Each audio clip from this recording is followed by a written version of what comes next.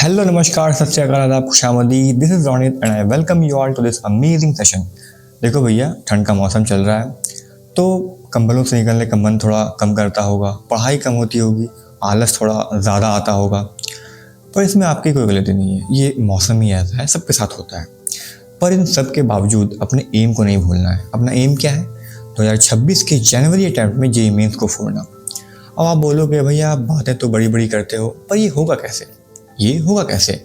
कुछ बढ़िया, कुछ तड़कता फड़कता कुछ स्ट्रैटेजी बताओ तो कुछ बात बने। अब देखो, जेईई मेंस को फोड़ने का मतलब है कि मेंस में मेरे 99 परसेंटाइल या उसके अबव आना। क्योंकि क्या है कि फिर इसके 1-2 परसेंटाइल भी नीचे आते हैं ना, तो आपको अच्छे कॉलेजेस में टॉप ब्रांचेस मिलना मुश्किल है। एनआईटी तो आपको फिर भी मिल जाएगी, लेकिन फिर ब्रांच तो कॉम्प्रोमाइज़ करना पड़ेगा, सोच लो। और अगर ब्रांच थोड़ा ठीक ठाक चाहिए तो फिर कॉलेज तो कॉम्प्रोमाइज़ करना पड़ेगा।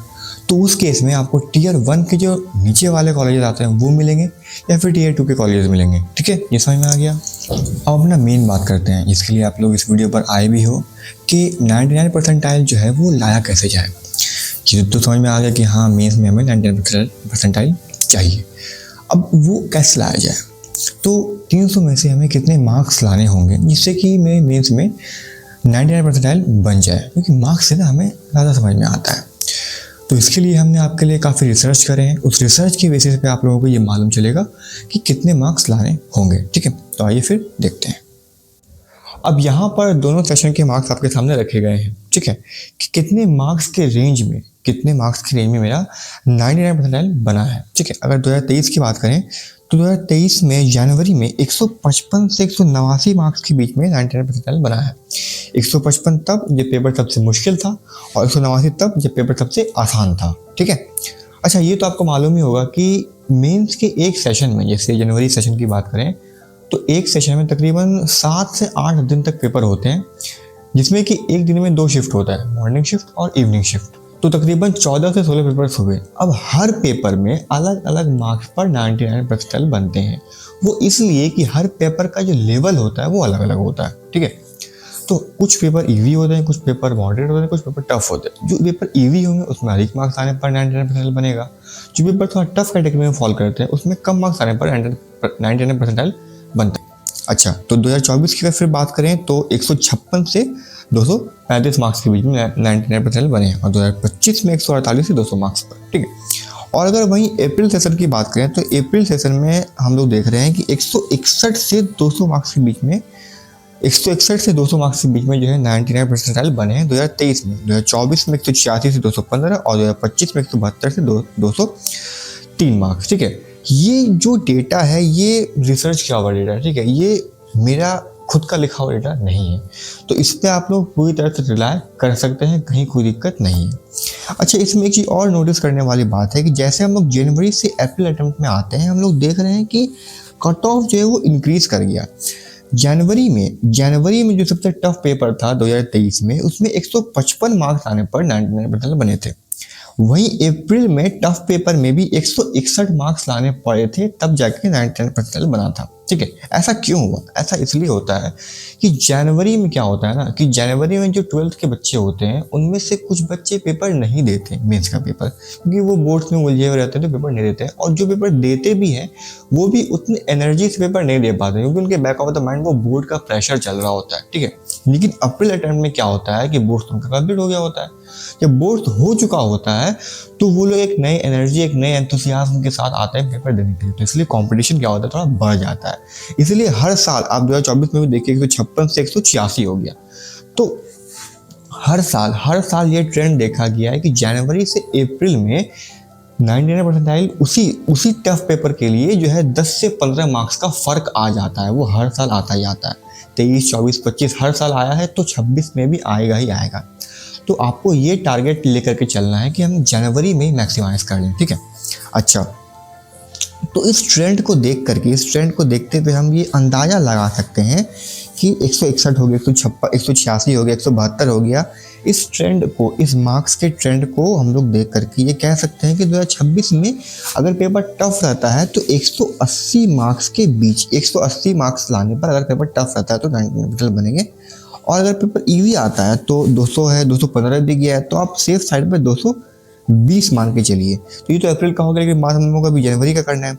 जनवरी में जो है 155, 156, तो 160 मान लीजिए, 160 सेफ स्कोर है। और 210, 160 से 210 मार्क्स के बीच में आप लोगों को अपना जो है स्कोर को रखना है, जिससे कि आप लोगों के 99% बनने के चांसेस ज़्यादा होंगे। अच्छा, एक बात आप लोगों के मन में आ रही होगी, एक सवाल मन में घूम रहा होगा कि सर जब हम लोग पेपर देंगे, जब हमारा पेपर होगा, तो हमें कैसे मालूम चलेगा कि हमारा पेपर टफ है या ईजी है? क्या अगर हमसे क्वेश्चन सॉल्व नहीं हो पा रहे होंगे तो हम ये मान लें कि मेरा पेपर टफ है?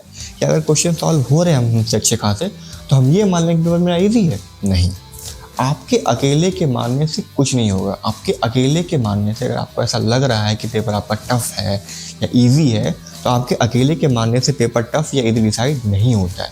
मास को क्या लग रहा है, मेजॉरिटी को क्या लग रहा है, उससे डिसाइड होगा कि पेपर टफ है या ईजी है। ठीक है, तो आप जब पेपर दें, आपका जिस दिन भी पेपर हो, आप यही मान के चलें कि आपका पेपर ईजी है। क्यों ऐसा मानना है? ऐसा इसलिए मानना है, जब आप ये मानोगे पेपर मेरा इजी है, तो आपको ज़्यादा से ज़्यादा क्वेश्चन सॉल्व करना पड़ेगा। क्योंकि क्या इजी पेपर में क्या होता है, इजी पेपर का मतलब है कि अधिक मार्क्स लाना है मेरा 99% बनाने के लिए। तो आप लोग ज़्यादा क्वेश्चन सॉल्व करोगे, दिमाग ज़्यादा लगाओगे, तो मार्क्स आपका बढ़ेगा। ठीक है, और बाहर निकलने के बाद में आपको ये मालूम चलता है वो पेपर थोड़ा सा ईजी था भी, आपको लग रहा था ईजी, और वो ईजी था भी, तो ठीक है, वेल एंड गुड, कोई दिक्कत नहीं है। लेकिन बाहर निकलने के बाद आपको ये मालूम चले कि वो पेपर थोड़ा सा टफ कैटेगरी में फॉल करता था या मॉडरेट कैटेगरी में फॉल करता था, लेकिन आपने उसको ईजी मान के सॉल्व किया है। तो टफ कैटेगरी में अगर वो पेपर फॉल कर रहा होगा तो कम मार्क्स पे 99% बन रहे होंगे, लेकिन आपने ईजी मान के सॉल्व किया है, मतलब आपके मार्क्स ज़्यादा आ रहे हैं।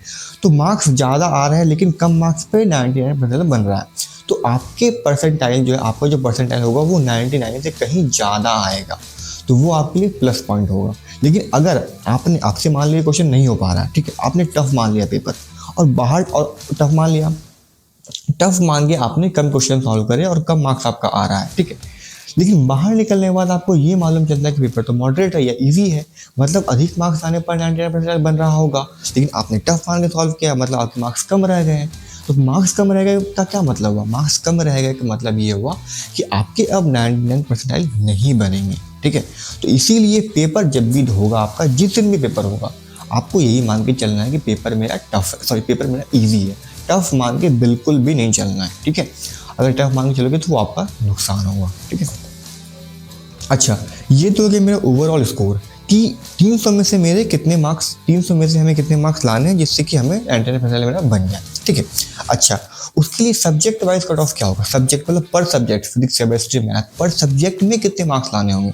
तो पर सब्जेक्ट के लिए भी हमने रिसर्च करे हैं 2023 में, हर शिफ्ट में कि हर shift, morning shift, evening shift, फिर अलग दिन का मॉर्निंग शिफ्ट, इवनिंग शिफ्ट, हर शिफ्ट में कितने मार्क्स पर बने हैं, कितने मार्क्स लाने पर 99% बने हैं फिजिक्स, केमिस्ट्री और मैथ्स में, वो हमने रिसर्च करा है, काफ़ी रिसर्च करा। उसकी रिसर्च के बेसिस पर ही हमने एक आंकड़ा निकाल के रखा। अगर हर एक आंकड़ा आपके सामने रखा जाता तो आप लोग फालतू कंफ्यूज होते, इसलिए वो रिसर्च पेपर अभी हमने यहाँ नहीं रखा, हमने एक एवरेज मार्क्स रखा है आपके लिए। ठीक है, तो अगर जनवरी अटेम्प्ट की बात करें, जनवरी सेशन की बात करें, तो अगर पेपर सबसे टफ आएगा तो 65 मार्क्स के आसपास अगर लाइएगा फिजिक्स में तो आपके 99% बनेंगे, और फिर केमिस्ट्री में 66 और मैथ में 40। ठीक है, लेकिन जब पेपर ईवी आ रहा होगा, मतलब मार्क्स ज़्यादा लाने पड़ेंगे तो 85 फिजिक्स में, 76 केमिस्ट्री में और मैथ में 54। अब इसके हिसाब से क्वेश्चंस कितने सॉल्व करने पड़ेंगे हमें? तो अगर 85 मार्क्स अगर फिजिक्स में लाने पड़ रहे हैं तो 21 चौक 84। ठीक है, तो अगर 85 मार्क्स लाने पड़ रहे हैं तो 21 चौक 84 मतलब 21 क्वेश्चन तकरीबन आपको फिजिक्स में सॉल्व करने हैं, और 19 क्वेश्चन 19 चौक 76, 19 क्वेश्चन तकरीबन केमिस्ट्री में, और 14 चौक 56, 14 क्वेश्चन तकरीबन मैथ्स में। तो ये तो हुआ तब जब आपके मतलब पहले 2025 तक का अगर देखा जाए तो फिजिक्स में 21 क्वेश्चन, केमिस्ट्री में, फिजिक्स में 21 क्वेश्चन, केमिस्ट्री में 19 क्वेश्चन और मैथ्स में 14 क्वेश्चन आपको सॉल्व करने, सही सॉल्व करने हैं, तब जाके आपके परसेंटाइल बन रहे थे 25 तक 99%। लेकिन 26 में क्या हो रहा है? देखो, हर साल कंपटीशन तो बढ़ ही रहा है, 161 था, 186 हो गया, तो हर साल तो कंपटीशन बढ़ ही रहा है, इस साल भी बढ़ेगा। तो 21 क्वेश्चन सॉल्व करने पड़ रहे थे 2025 तक। तो आप इस साल 26 के लिए एक एक क्वेश्चन आप एक्स्ट्रा मान करके चलिए कि 2026 के लिए हमें एक एक क्वेश्चन एक्स्ट्रा, जिसमें आप 22 मान लीजिए, केमिस्ट्री में 20 मान लीजिए और मैथ में 15 मान लीजिए, ठीक है। तो इतने क्वेश्चन तो आपको सॉल्व करने पड़ेंगे अगर 99 परसेंटाइल चाहिए।